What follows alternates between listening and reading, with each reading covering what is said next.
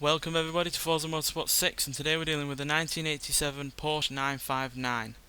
Now, I'll admit this right now, this is one of my favourite cars on the game, and easily one of my favourite cars in terms of Porsches. And there's one reason for that. Firstly is the looks. I'm not really a big fan of many Porsches in terms of how they look. Only really likes the Carrera GT and a couple of older ones, and the 918 are really cars that I could say I like more than this in terms of looks. But yeah, I do like the way it looks. And secondly is because of the engine, which is a marvel, quite frankly, and we'll take a look at that now because that is easily the best part of this car.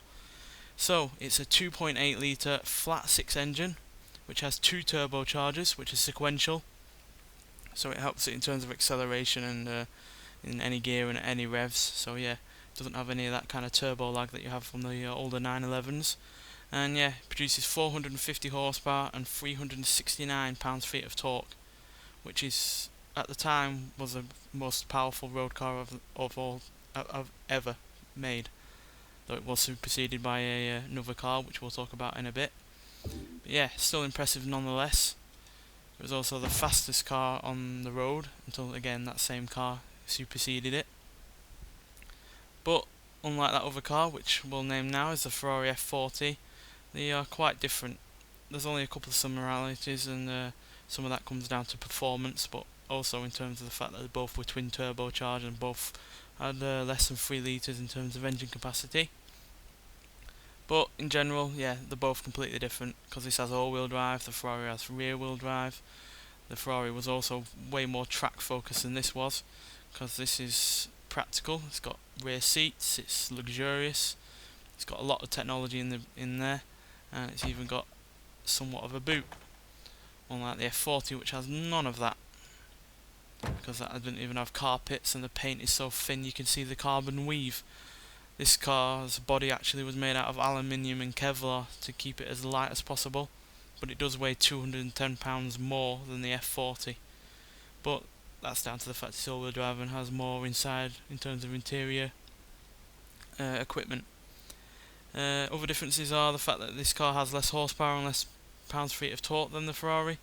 The Ferrari has 478 horsepower and 424 pounds-feet of torque, which is 28 horsepower more and a lot more torque as well, which also makes it a faster car in some respects, though this car is faster to 60, which is something we'll get to when we get on the track, which is where you can differentiate the two cars the most, really. So yeah, I'm going to go onto the track and see what this car can do. So yeah, see you when we get there. Welcome to the Circuit of the Americas. We're going to take this car around on the first lap and talk through it on the second lap.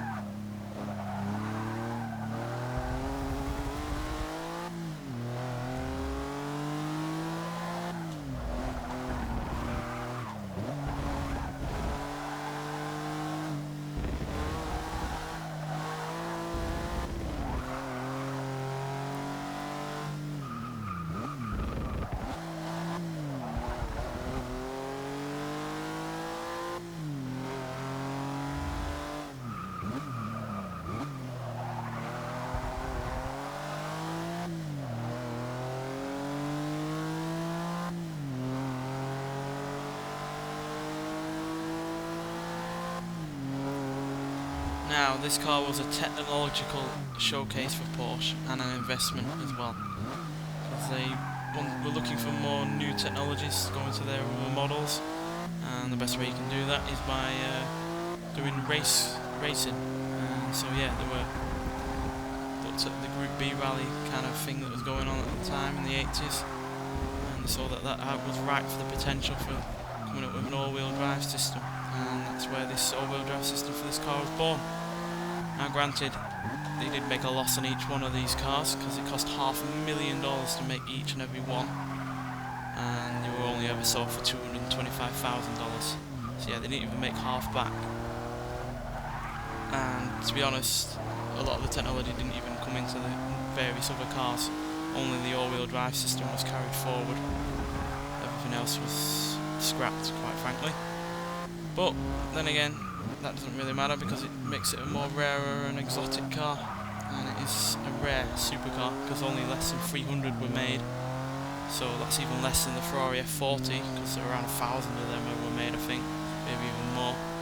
So yeah, this is rarer than the Ferrari F40, though I'm pretty sure these don't go for as much. Though you will find rarer variants from the 90s when they were building some extra ones of these out of spare parts, go for a lot more because even fewer of them were made. Now compared to the F40, this car does trump it in some areas but is trumped in other areas. 0 to 60 for this car, 3.6 seconds. 0 to 60 for the Ferrari F40, 3.7. So I think the all-wheel drive system in this car gives it a slight edge. And 0 to 100, this does it in 8.2, the Ferrari F40 does it in 8.1. So the extra power from the F40 and the lighter weight gives it that edge, and this does 199 mile an hour whereas the F40 does 201. So again, lightweight and extra power gives the Ferrari the extra edge on that front. But I think dynamically and technology wise this is more impressive, quite frankly, because this is a car that is practically as fast as the F40, yet weighs more and is able to do more, because not only is it more luxurious, it can carry more people, it can carry a few things in the boot, and yeah, it's also a car that could do rallying. It won in its class at the Paris to Dakar rally, which is something the Italians from Ferrari can never claim to be able to do. So yeah, personally I prefer this to the F40, and I think that's a big claim because I love the Ferrari F40 itself, which kind of just shows how good this Porsche is, to be honest. Its engine itself was even from a race car, so yeah, got a lot of race car pedigree in it as well, not just in terms of rally but in terms of track racing as well. So yeah, overall I love it, and I'm really glad it's in the expansion that came out this week. Anyway, thanks for watching, and I'll see you in the next one.